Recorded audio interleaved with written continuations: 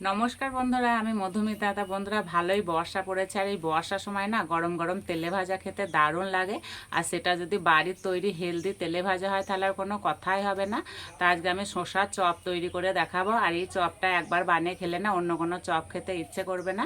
তো পুরো রেসিপিটি দেখতে থাকবেন, আশা করছি খুবই ভালো লাগবে। আর এই যে আমার সঙ্গে আছে অরিত্র আজকে স্কুল ছুটি আছে, তা পুরো ভিডিওটা আজকে আমার সঙ্গে থাকবে। আজকে কি হবে? শসার চপ, তাই তো? খাবে তো? হয়তো সব কিছুতেই হ্যাঁ।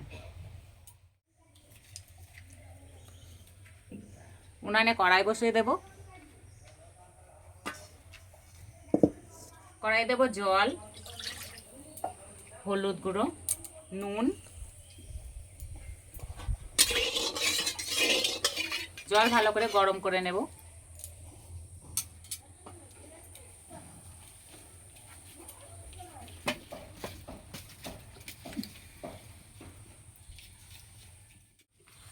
দুটো শসা নিয়েছি, শসা দুটো ছাড়িয়ে নেব। আর এদিকে অরিত্র দেশলাই থেকে সব কাঠিগুলো বার করেছে, সব ভরে দাও। হ্যাঁ,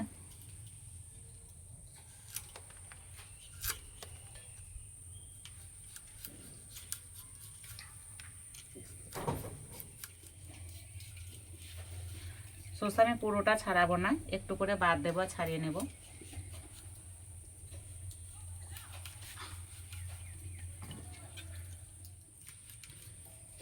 এই দুটো শসাতে না অনেকগুলোই চপ হয়ে যাবে।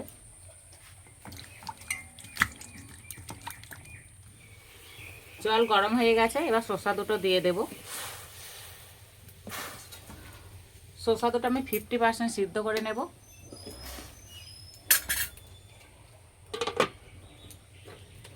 এখানে আমি এক বাটি বেসন নিয়েছি, বেসনটা একটু চেলে নেব।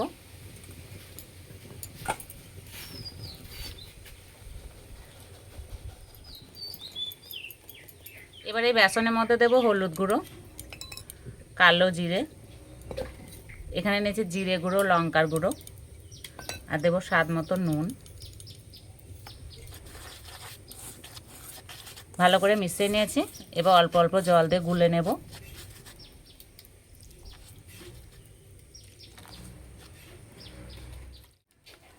শসার এই চপটা বানাতে বেশি সময়ও লাগে না, বেশি কোনো উপকরণও লাগে না।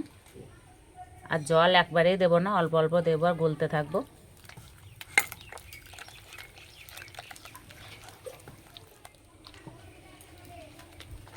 এই ব্যাটারের ঘনত্বটা খুব একটা পাতলা হবে না, একটু মোটা করে গুলে নিতে হবে। একটু সময় ধরে ভালো করে ফেটে নেব। এই ফেটানোটা যত ভালো হবে না, চপগুলো ততই ফুলকো ফুলকো হবে। ব্যাটারের ঘনত্বটা ঠিক এইরকম হবে। চাপাটা খুলে দেব। না দেখো, হয়তো তখন থেকে বলছে চাপাটা খোলো না, আমি দেখবো। এই দেখো শসা দেখেছ,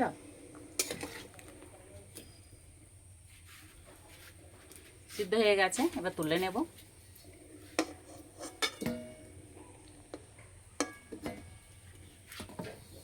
চপগুলো ভাজার জন্য কড়াইয়ে দেবো সাদা তেল। হালকা ঠান্ডা হয়ে গেছে, এবার কেটে নেব।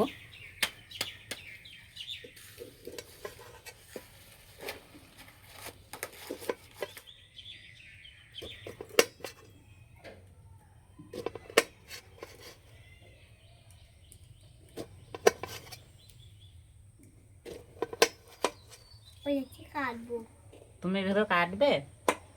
ঠিক আছে।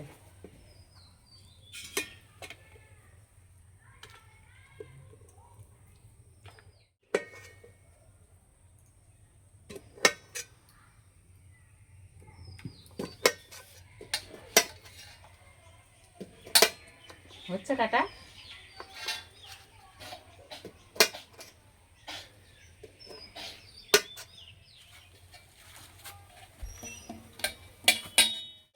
তেল গরম হয়ে গেছে, এবার ব্যাটারের মধ্যে দেবো খাবার সোডা। আর এই গরম তেল একটু তুলে দেব, তাহলে চপগুলো একদম মুচমুচে হবে। ভালো করে মিশিয়ে নেব। এবার একটা করে শসা নেব আর এইভাবে চোবাবো,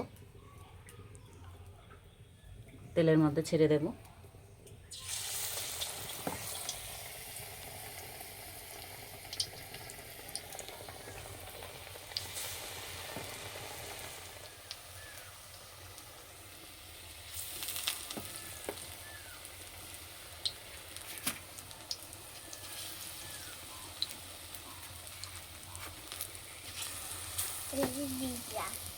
হুম, ওটা দিয়ে দেবে এখন না, পরে পরে।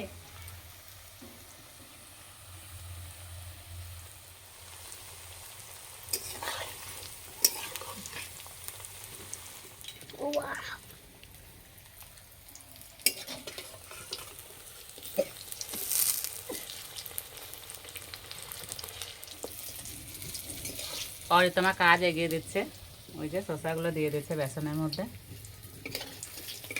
ভাজা হয়ে গেছে, এবার তুলে নেব।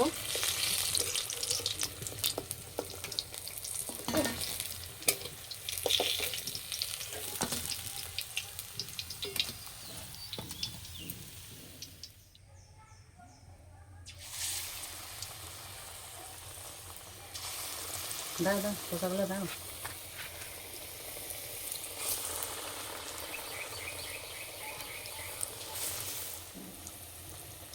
আর তো দিচ্ছে বলে কি তাড়াতাড়ি হয়ে যাচ্ছে।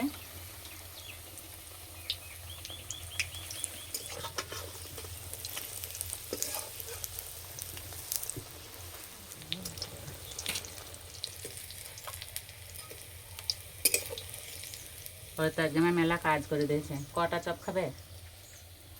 হুম, কটা খাবে বলো? 3টে? ঠিক আছে।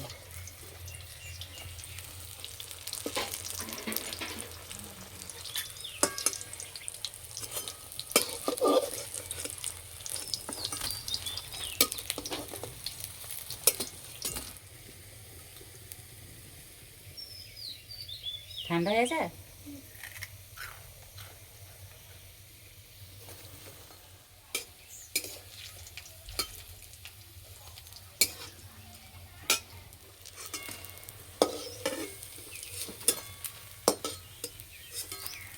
সবগুলো ভেজে নিয়েছি। তেলে ভাজার উপর দিয়ে একটু বিট নুন ছিটিয়ে দেওয়া হয় না, তাহলে স্বাদটাই পাল্টে যায়, খেতে দারুণ লাগে। খাওয়ার জন্য একদম রেডি হয়ে গেছে। নাও।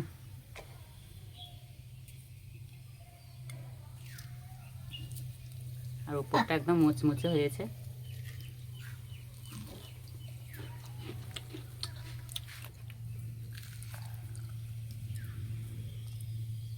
খেতে বন্ধুরা দারুণ লাগছে।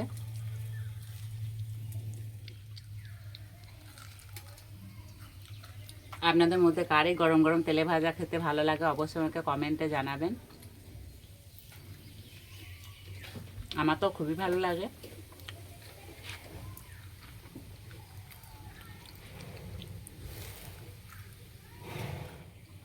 একদম অন্যরকম একটা স্বাদ পাওয়া যাচ্ছে।